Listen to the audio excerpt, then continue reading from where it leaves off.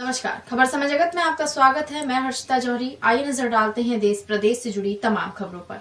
वर्तमान के कोरोना संक्रमण काल में आज पूरा विश्व एक भयावह आशंका और संकट से गुजर रहा है, जिसमें निश्चित रूप से सरकारों ने अपने स्तर पर जो भी प्रयास किए, लॉकडाउन किए, फर्स्ट, सेकंड, थर्ड, आज 31 मई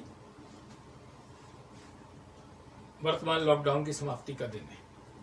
राज्य अपने हिसाब से इसका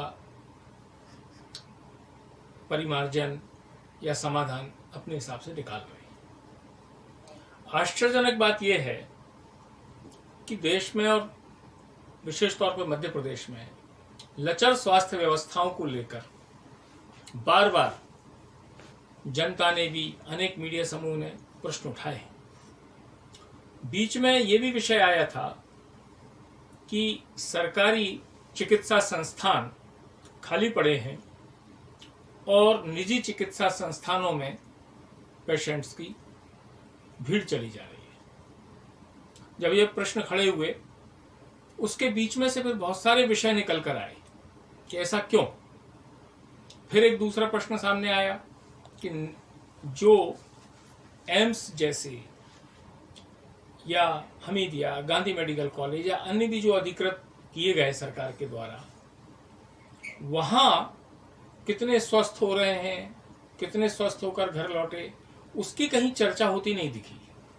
लेकिन निजी चिकित्सा संस्थानों में जब स्वस्थ हो रहे थे तो सरकार के बड़े बड़े नुमाइंदे और स्वयं सरकार और कलेक्टर, एसपी पूरे प्रदेश में खूब ताली बजाते नजर आए।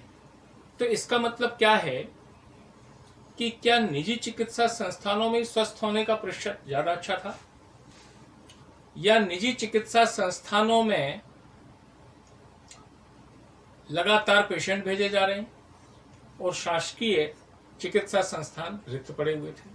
इसने अनेक शंकाओं को जन्म दिया और इन शंकाओं में से हमारे सुधी पाठकगण, डॉक्टर, वकील, इंजीनियर्स, पत्रकार, मीडिया समूह से जो बात निकल कर आई वो इतनी चौंकाने वाली आई कि एक और जहां कोरोना की मौत का साया समाज पर मंडरा रहा है, कुछ समाजसेवी, महानगरों में भी स्वयंसेवी संस्थाएं जान जोखिम में डालकर कोरोना योद्धा के रूप में इस मौत की लड़ाई से बेखौफ लड़ रहे हैं। लेकिन दूसरी ओर ऐसे निजी चिकित्सा संस्थान जो MCI, medical council of India की जांच के घेरे में, व्यापम घोटाले में जिनकी लिप्तता, अनेक चार्जशीट दाखिल हुई, आरोपों के घेरे यथावत हैं और होते होते उनकी प्रामाणिकता समाज में इतनी नष्ट हो चुकी थी कि वह अल्पायु की स्थिति में आ रहे थे। अब इस आशंका को पूरा बल मिलता है। ऐसा लगने लगा कि चाहे इंदौर हो, चाहे उज्जैन हो, चाहे भोपाल हो या अन्य स्थान भी हो, कि अल्पायु अस्पताल हुए चिरायु। भरपूर पेशेंट मिले। अब वो पेशेंट गंभीर संक्रमित थे या संक्रमण की आशंका वाले थे या सिर्फ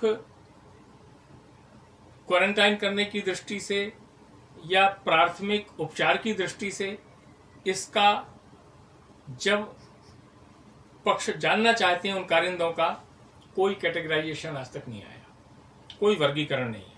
ये दिखता है कि सरकारी चिकित्सा संस्थान रिक्त और निजी चिकित्सा संस्थानों में जगह नहीं, फुल।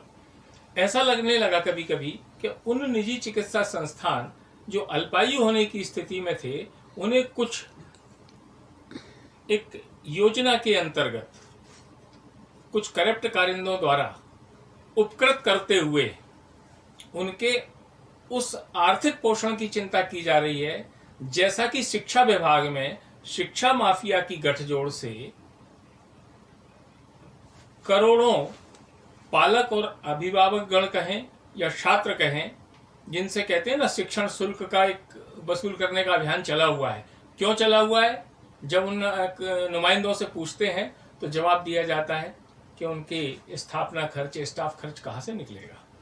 मतलब इसी प्रकार आज 10,000 पेशेंट, 8,000 से की संख्या जा रही है, और संख्याओं को जोड़ लें, हो सकता है कि ये संक्रमण और भयावह स्थिति में पहुंचे, दुगनी तिगनी संख्या हो, तो उतनों के उपचार के लिए यह पूरे समाज को जांचने का और जानने का विषय है कि सरकारी अस्पतालों में कितनों का उपचार हुआ, निजी चिकित्सा संस्थानों में कितना का उपचार हुआ, क्वारंटाइन कितने किए गए और क्वारंटाइन के वास्तविक व्यय क्या हैं, कितना इन सब पर व्यय किया गया।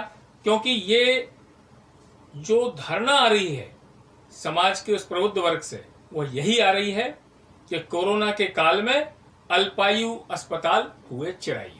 For latest news, subscribe to our channel and press the bell icon.